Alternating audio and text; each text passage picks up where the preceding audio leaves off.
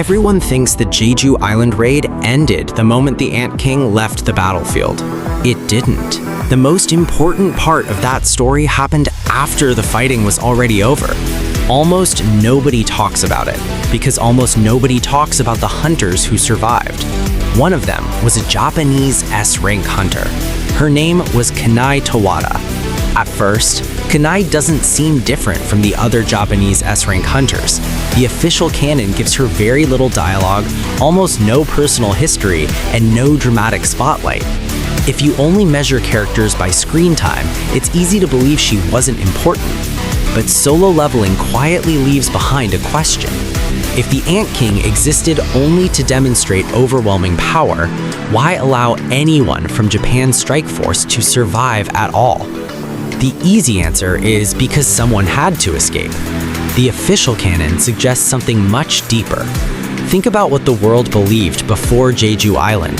S-rank hunters were considered humanity's greatest weapon. They represented decades of experience, national military strength, and the highest ordinary humans could ever achieve. If 11 S-rank hunters fought together, people believed victory was only a matter of time. Jeju Island destroyed that belief forever. Not because elite hunters died, but because survivors returned with proof that humanity had misunderstood its own limits. That's why Kanae matters. She isn't remembered for defeating the Ant King. She isn't remembered for changing the battle. She's remembered, whether fans realize it or not, because she carried something far more important than victory. She carried evidence. Evidence that the world's definition of strength had already become obsolete. That single idea quietly changes the way every major event after Jeju Island is understood. The hunter associations become more cautious. The scale of future threats keeps increasing.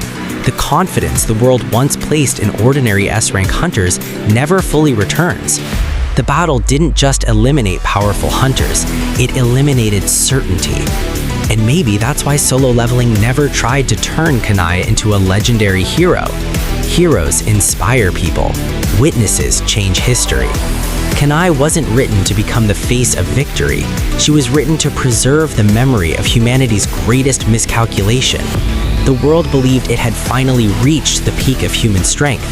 Jeju Island proved that humanity had only reached the end of its first chapter. That's the detail most fans never notice. Kanae Tawata isn't important because she survived. She's important because survival allowed the truth to survive with her.